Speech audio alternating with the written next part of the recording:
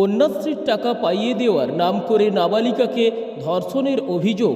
তৃণমূলের অঞ্চল সভাপতির আত্মীয়র বিরুদ্ধে গ্রেপ্তার অভিযুক্ত। ঘটনাটি দক্ষিণ 24 পরগনা জেলার ঢোলাহাট থানা এলাকায়। নাবালিকার বাবার অভিযোগ, তার মেয়েকে কন্যাশ্রীর টাকা পাইয়ে দেওয়ার নাম করে হোটেলে নিয়ে গিয়ে তার মেয়েকে ধর্ষণ করে ওই এলাকার অঞ্চল সভাপতির আত্মীয়। এর পাশাপাশি ধর্ষণের কথা কাউকে বললেই সোশ্যাল মিডিয়ায় ছবি পোস্ট করে দেওয়া ও প্রাণে মেরে দেওয়ার হুমকি দেওয়া হয়।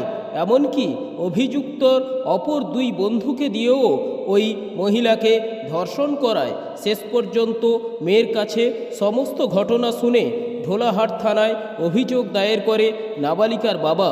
অভিযোগের ভিত্তিতে ঢোলাহাট থানার পুলিশ ওই অভিযুক্তকে গ্রেপ্তার করে পক্সো সহ একাধিক ধারায় মামলা রুজু করা হয় এবং অভিযুক্তকে কাকদ্বীপ আদালতে পেশ করা হয়।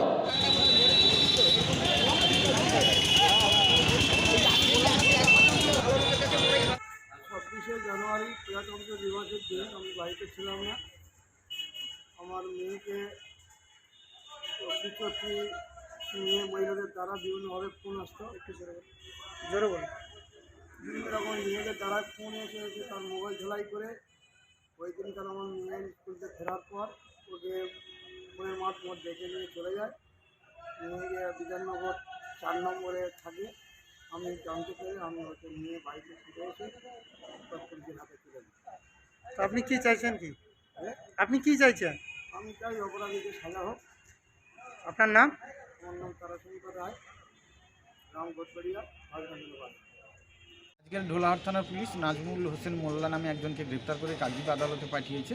মূলত এই নাজমুল হোসেন মোল্লা একটি নাবালিকা মেয়েকে কন্যাশ্রী পাইয়ে দেওয়ার নাম করে ডায়মন্ড হারবারে নিয়ে যায়। সেখানে তাকে নিয়ে গিয়ে তার ইচ্ছার বিরুদ্ধে তাকে ধর্ষণ করে এবং তার গোপন ভিডিও তুলে রাখে এবং পরবর্তী সময়ে ঢোলাহাটের একটি হোটেলে নিয়ে যায়। নিয়ে গিয়ে আরও এই আসামির দুই বন্ধুকে সেই মেয়েটির সঙ্গে জোরপূর্বক শারীরিক সম্পর্ক করায় এবং মেয়েটি যাতে বলে না দেয় পরবর্তী সময়ে তাকে নাকি বিষও খাইয়ে দিয়েছিল। মেয়েটির বাবা ঢোলাহাট থানায় অভিযোগ করার পরে ঢোলাহাট থানা আধিকারিক ভারতীয় দণ্ডবিধি আইনের ধর্ষণের বিভিন্ন ধারায় মামলা শুরু করে এবং তার সঙ্গে পক্সো 6 ধারায় মামলা শুরু করে আসামিকে গ্রেপ্তার করে আজকে কাকদ্বীপ আদালতে পাঠিয়েছে। আমার নাম সব্যসাচী দাস, অ্যাডভোকেট, কাকদ্বীপ।